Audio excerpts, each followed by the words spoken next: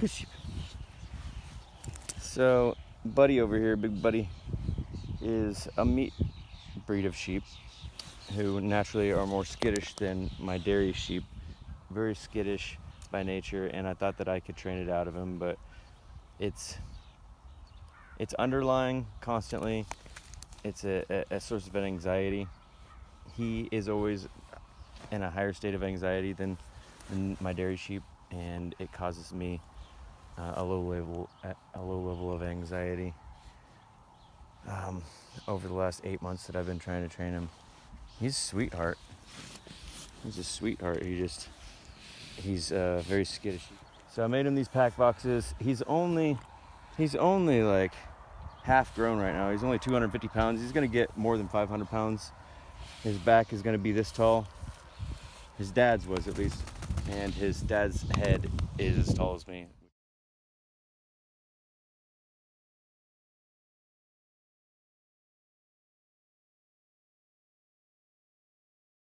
His wool allows for the pack boxes to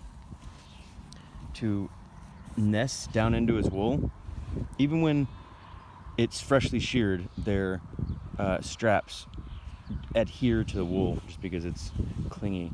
So they don't need straps around the chest or around the back or around the belly. Unless you're going up steep hills, up and down steep hills, then you'll need the chest strap and the butt strap. But the belly strap is mainly just to prevent the animal from trying to get it off. And sheep, fortunately, are not as smart as goats, so they make better pack animals in the sense that they don't even realize that they have their pack boxes or bags on. So he doesn't have anything in him right now because I'm still training him, and the way that I designed these boxes are a 1 unit thing where these handles meet so that you can grasp it with two hands and lift it up and set it on his back and push the one box over and then set this one over, and it's done. And then when you want to unpack them, you simply grab it and pick it up, and grab the other side and pick it up and pull it off.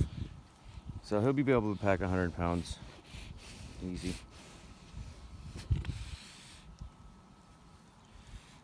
Twice as much as a goat, 3 times as much as a goat's. Good boy, my buddy. Yeah, but he does need a leash because he is really fast, and so like I said, if he gets sketched out by something, he gets skittish and goes running. He doesn't go running for far, like at all. He's never gone running away from anything. He just gets scared by things that sometimes there's anything there that I can tell. Sometimes he's just like a cat. He just like gets freaked out by something that he thinks is there, and jumps to the side a couple times at most, but he doesn't go running really. Not like you have to go catch him a mile away or something like that, or even 100 feet away. He's scared. He doesn't like to get far away from the familiar beings in his life. He's a big scaredy sheep. Yes, you are. But I think that he's better suited for packing pannier boxes rather than pulling my wagon, because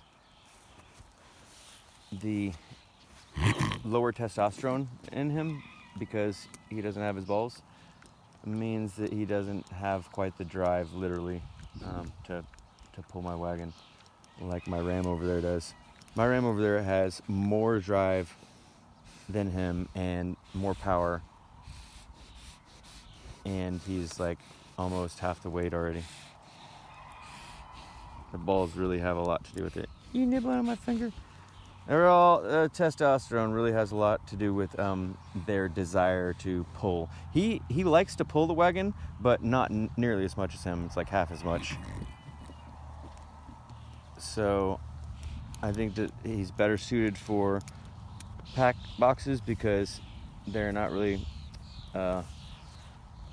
smart enough to realize that they even have the pack boxes on, and he doesn't need to use like bursts of testosterone, of energy, in order to get the wagon started and to pull it uphill and stuff. Pack boxes are a lot more convenient than pack bags, in my opinion, because they're rigid and you can put these dividers in them and actually have all your stuff organized. It's like more like an end table, like an organized end table or desk when you take it off of them, whereas the bags are like just a floppy gym bag. They're harder to keep organized and to reach in at night without a flashlight. When you have these all situated and you have all your stuff in it where you want it to be, you can reach in at night with your eyes closed and not even be trying to use your eyes. You know, right where everything's at.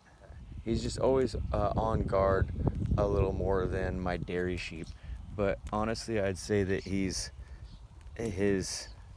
alert level, anxiety level or whatever, is about the same as all the goats that I've had in the past. So I think that he'd be really good for a goat packer. So yeah, this has been a hard call. I've had him for 8 months now, and I paid $700 for him, and I got a deal on him. The guy wanted, you know, I was gonna be helping publicize his genetics, having his weather pull my wagon around through public. And hey, where'd you get a ram that big? I got it from Rainbow Meadows. So yeah, Buddy here is awesome, but he's just not exactly what I'm looking for. I thought that it wouldn't be as big of a deal having 2 separate males, one bigger one to pull, and one smaller one with the testosterone who is easier to deal with because he's smaller.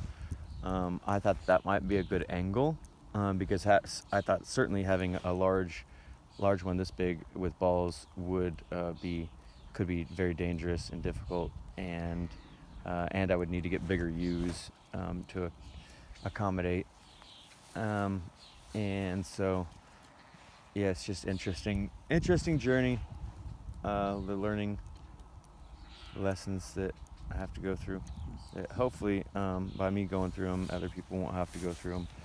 I want to make sure that this is ironed out, this way is ironed out for the masses when they're ready for the movement out of Babylon. Good boy, my buddy.